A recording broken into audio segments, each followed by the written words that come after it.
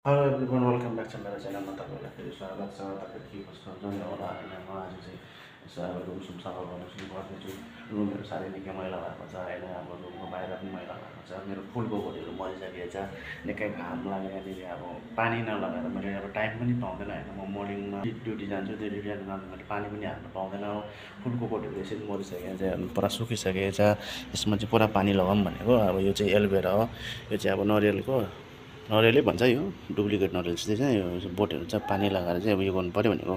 पुरा सुकिसकेको छ पत्ताहरू होइन। अब किन्नु पऱ्यो भने कति महँगो पर्छ है। यो जग्गातिर अब फुलहरू जग्गा राख्न यो चाहिँ ठिकै नै छ, राम्रो नै छ, राम्रो मनपर्ने फुल नै छ यो होइन। अब यो निकै जङ्गलहरू पलाएर यस्तो उयो भइसकेको छ यो जङ्गलहरू छ होइन। यो चाहिँ पुरै क्लिन गर्नु पऱ्यो भनेर सोचेको।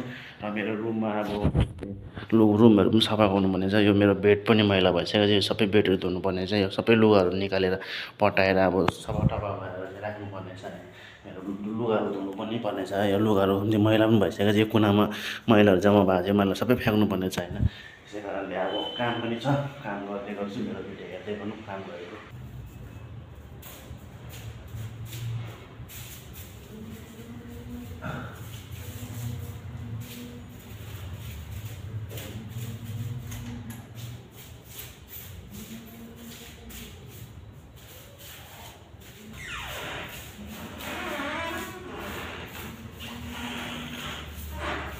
गाइस काम चाहिँ निकै सकिसकेको छ होइन। मजा लागिसकेको छ। टक्कै अब सफा गरिसकेको छ होइन। यो बेडसिट लाउँ पर सुकाएको छ मैले हो। यो बेडसिट त्यहाँ सुकाएको छ, अरू मैले यो भित्र पटाएर हालेको छ यसको भित्र। त्यसो यता पनि सफा भइसकेको छ हो। टक्कै अब यो लुगा चाहिँ लगेर म धुनु लागि राख्छु। अहिले लुगा पनि धुन्छु टाइम पायो भने होइन। बाहिर अब बाहिर अब काम पनि गर्नुपर्ने छ। यो फुलहरू पनि सफा गर्नुपर्ने छ हो। तपाईँ फुलहरू पनि मैला सै निकाल्नुपर्ने छ। तपाईँ पनि हेर्दै गर्नु होला मैले काम गरेको भिडियो चाहिँ।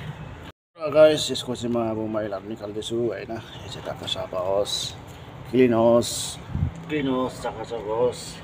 तपाईँहरू पनि यसरी नै गर्नु होला। घरमा यसरी सफा टफा गर्नु होला। यसरी चाहिँ सफा गरेको छ भने तपाईँको सबै चिज राम्रो भएर जानेछ होइन। सबै चिज राम्रो भएर जान्छ। तर यहाँको माटो चाहिँ फेरि यस्तो हुन्छ है गाइस, रातो फक परेको। घाम लाग्यो भने ढुङ्गा त्यस्तो हुन्छ हो। पानी पऱ्यो भने फेरि त्यो फेरि गिलो नगिलो हुन्छ माटो। यो टाइपको माटो छ कि यहाँनिर चाहिँ गाइस। यो चाहिँ अब यस्तो जङ्गल भइरहेको छ यहाँनिर। हल्का सफा गरौँ भनेको प्लास्टिकहरू पनि छ कि यहाँनिर।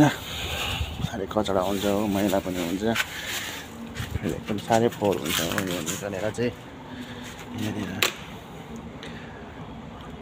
झाडु लगाउँछु होला। अब सफा हेर्दै गर्नु होला। त्यसरी सफा गरेर सक्यो होइन। अब म चाहिँ फुलमा पानी हाल्दैछु। यो फुल चाहिँ अब साह्रै सुकिसकेको थियो होइन। पानी लगाएर चाहिँ म यसलाई अलिक नयाँ जीवन दिँदैछु।